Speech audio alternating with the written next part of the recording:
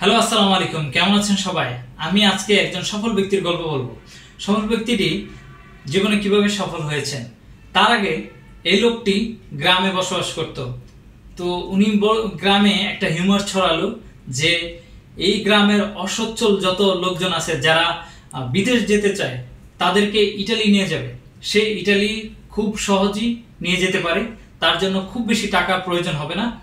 তাকে জামানত বাবদ 50,000 টাকা আর পাসপোর্ট দিলেই স্টাম্পে সই করে সে বিদেশ নিয়ে যাবে। যদি কোনো কারণে সে ইটালি না যেতে পারে তাহলে সে 50,000 টাকা ফেরত দেবে। এই কমিটমেন্ট করে সবাইকে কনভিন্স করে ফেললো।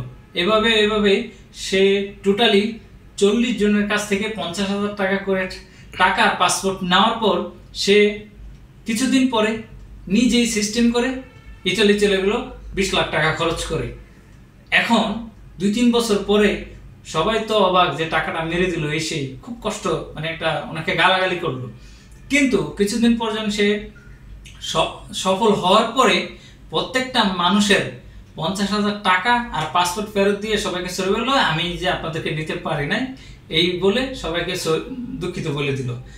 এতে কি হলো, যাদের কাছ থেকে টাকা নিছে তারা এই 50,000 টাকা এতদিন পরে ফেরত পাওয়ার পর তাদের একটাই কথা, লোকটা চেষ্টা করেছিল এবং ভালো লোক ছিল বিদায় সে টাকাটা ফেরত দিয়েছে। কিন্তু দিন শেষে সে কিভাবে সফল হলো সেটা তো আপনারা বুঝতেই পেরেছেন।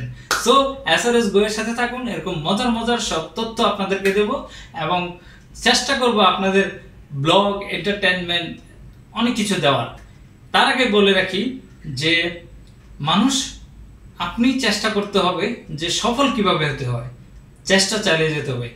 সেটা হোক কারো মাথায় কাঁঠাল ভেঙে, সেটা হোক কাউকে, কিন্তু নিয়তটা ঠিক থাকতে হবে। তবে ক্ষতি কারোর করে না। 50,000 সামান্য টাকা, এটা অনেকে বুঝে নাই, কিন্তু টাকাটা এতদিন পর ফেরত পাওয়ার পরে বুঝতে পেরেছেন। আর কিছু না বলি, ভালো থাকবেন, সুস্থ থাকবেন সবাই। আর যদি ভালো লেগে থাকে, পরবর্তী কোনো আপডেট পেতে চান, তাহলে একটা লাইক, কমেন্ট, শেয়ার, তো এটা তো আর বলবো না। সবাই ভালো থাকবেন, আল্লাহ হাফেজ।